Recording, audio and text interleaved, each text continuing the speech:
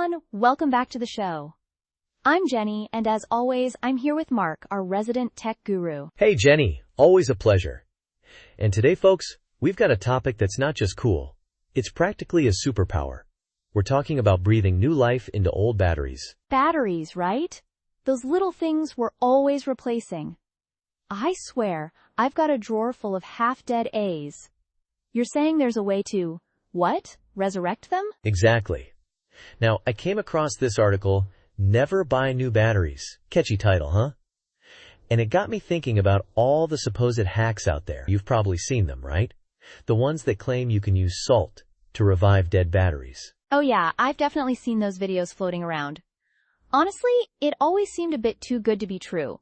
Like, is it really as simple as adding a pinch of salt? That's the thing, Jenny. It's complicated. See, there's this process called electrolyte sulfation. Let me break this down real quick.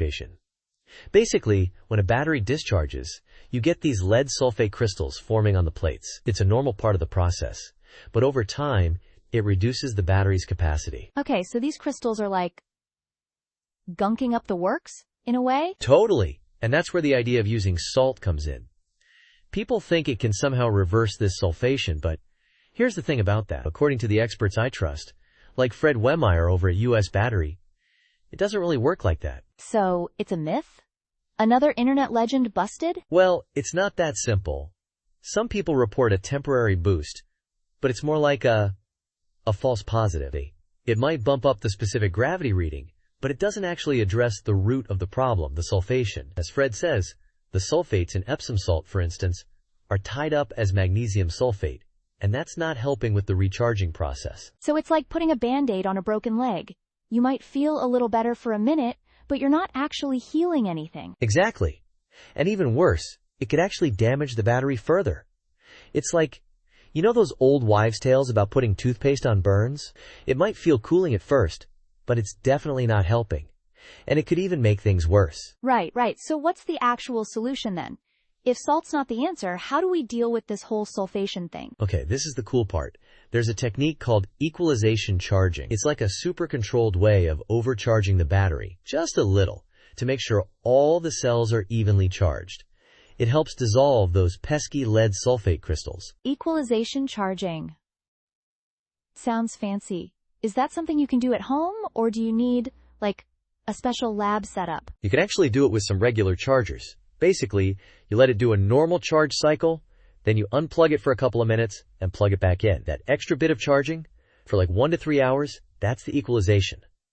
But, and this is important, you gotta be careful, doing it wrong can actually kill the battery. Whoa, okay. So it's powerful, but potentially risky.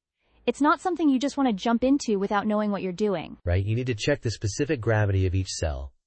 Ideally, you want them all reading 1.270 or higher. And you might need to repeat this process like 10 times, maybe even more, to really see results. 10 times? Wow, that's commitment. So this is definitely not a quick fix. It's more of a battery rehabilitation program. Haha, yeah, you could say that.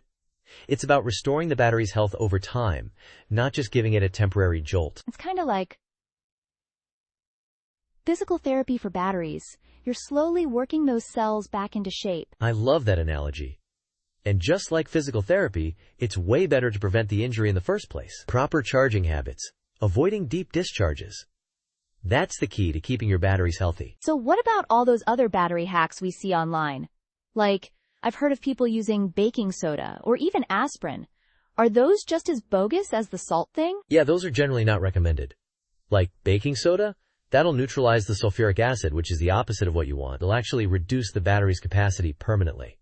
It's kind of like trying to put out a fire with gasoline. Yikes, that sounds like a recipe for disaster. So the takeaway here is stick to the science, right? Don't fall for the quick fixes that might do more harm than good. Exactly. And it's a reminder that sometimes the old ways are the best. Proper charging, maybe some equalization if needed. That's the tried and true method. It's fascinating, though, how these myths get started. I guess it speaks to our desire for simple solutions, especially when it comes to something as ubiquitous as batteries. Totally. And hey, it's a good reminder to always be a little skeptical, right? Especially when something sounds too good to be true.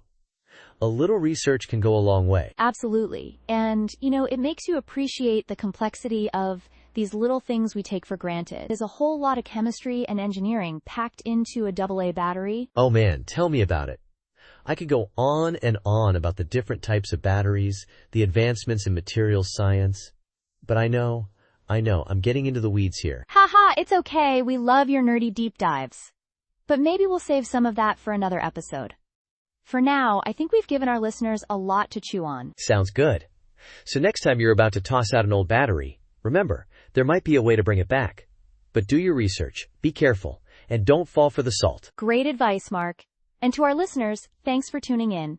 We'll be back next week with another deep dive into the fascinating world of tech. Until then, stay curious.